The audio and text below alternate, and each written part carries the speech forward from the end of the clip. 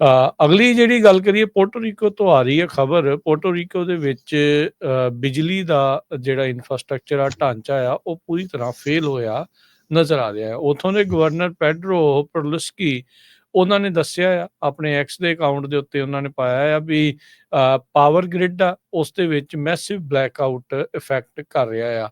90 ਤੋਂ 95% ਜਿਹੜੇ ਲੋਕ ਰਹਿਣ ਵਾਲੇ ਉੱਥੇ ਪੋਰਟੋ ਰੀਕੋ ਦੇ ਵਿੱਚ, ਉਹ ਆਹ ਵਾਲੇ ਨਿਊ ਈਅਰ ਈਵ ਤੋਂ ਲੈ ਕੇ ਅਗਲੇ 2 ਦਿਨ ਤੱਕ ਬਿਜਲੀ ਤੋਂ ਬਗੈਰ ਰਹਿ ਸਕਦੇ ਆ।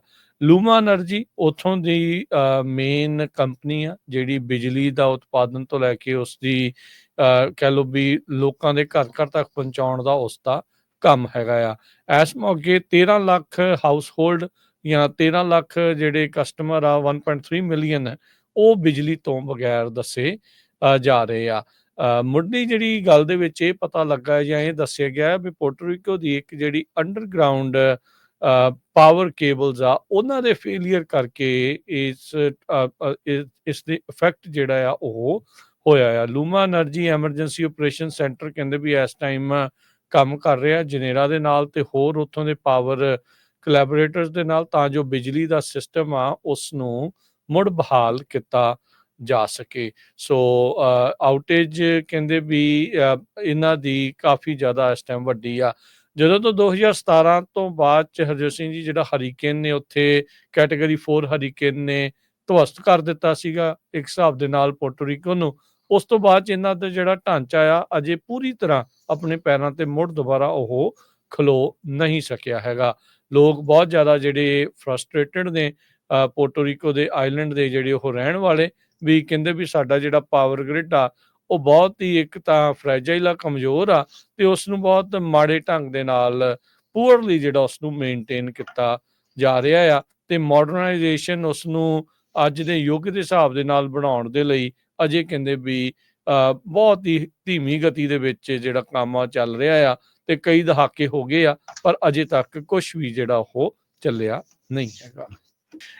ਅਗਲੀ ਜਿਹੜੀ ਗੱਲ ਕਰੀਏ ਪੋਰਟੋ ਰੀਕੋ ਤੋਂ ਆ ਰਹੀ ਹੈ ਖਬਰ। ਪੋਰਟੋ ਰੀਕੋ ਦੇ ਵਿੱਚ ਬਿਜਲੀ ਦਾ ਜਿਹੜਾ ਇਨਫਰਾਸਟ੍ਰਕਚਰ ਆ, ਢਾਂਚਾ ਆ, ਉਹ ਪੂਰੀ ਤਰ੍ਹਾਂ ਫੇਲ ਹੋਇਆ ਨਜ਼ਰ ਆ ਰਿਹਾ ਹੈ। ਉੱਥੋਂ ਦੇ ਗਵਰਨਰ ਪੈਡਰੋ ਪਰਲੁਸਕੀ ਉਹਨਾਂ ਨੇ ਦੱਸਿਆ ਆ, ਆਪਣੇ ਐਕਸ ਦੇ ਅਕਾਊਂਟ ਦੇ ਉੱਤੇ ਉਹਨਾਂ ਨੇ ਪਾਇਆ ਆ ਵੀ ਪਾਵਰ ਗ੍ਰਿਡ ਆ, ਉਸ ਦੇ ਵਿੱਚ ਮੈਸਿਵ ਬਲੈਕਆਊਟ ਇਫੈਕਟ ਕਰ ਰਿਹਾ ਆ। 90 ਤੋਂ 95% ਜਿਹੜੇ ਲੋਕ ਰਹਿਣ ਵਾਲੇ ਉੱਥੇ ਪੋਰਟੋ ਰੀਕੋ ਦੇ ਵਿੱਚ, ਉਹ ਆਹ ਵਾਲੇ ਨਿਊ ਈਅਰ ਈਵ ਤੋਂ ਲੈ ਕੇ ਅਗਲੇ 2 ਦਿਨ ਤੱਕ ਬਿਜਲੀ ਤੋਂ ਬਗੈਰ ਰਹਿ ਸਕਦੇ ਆ।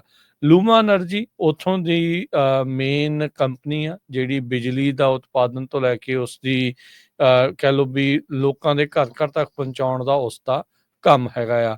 ਇਸ ਮੌਕੇ 13 ਲੱਖ ਹਾਊਸ ਹੋਲਡ ਜਾਂ 13 ਲੱਖ ਜਿਹੜੇ ਕਸਟਮਰ ਆ, 1.3 ਮਿਲੀਅਨ, ਉਹ ਬਿਜਲੀ ਤੋਂ ਬਗੈਰ ਦੱਸੇ ਜਾ ਰਹੇ ਆ।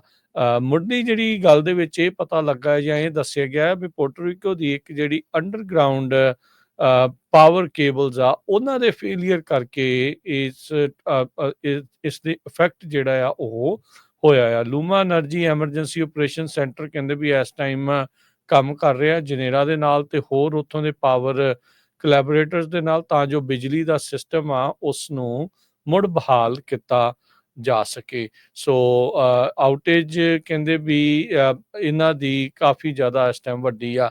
ਜਦੋਂ ਤੋਂ 2017 ਤੋਂ ਬਾਅਦ ਚ ਹਰਜੋਤ ਸਿੰਘ ਜੀ, ਜਿਹੜਾ ਹਰੀਕੇਨ ਨੇ ਉੱਥੇ ਕੈਟਾਗਰੀ 4 ਹਰੀਕੇਨ ਨੇ ਧਵਸਤ ਕਰ ਦਿੱਤਾ ਸੀਗਾ ਇੱਕ ਹਿਸਾਬ ਦੇ ਨਾਲ ਪੋਰਟੋ ਰੀਕੋ ਨੂੰ, ਉਸ ਤੋਂ ਬਾਅਦ ਚ ਇਹਨਾਂ ਦਾ ਜਿਹੜਾ ਢਾਂਚਾ ਆ ਅਜੇ ਪੂਰੀ ਤਰ੍ਹਾਂ ਆਪਣੇ ਪੈਰਾਂ ਤੇ ਮੁੜ ਦੁਬਾਰਾ ਉਹ ਖਲੋ ਨਹੀਂ ਸਕਿਆ ਹੈਗਾ।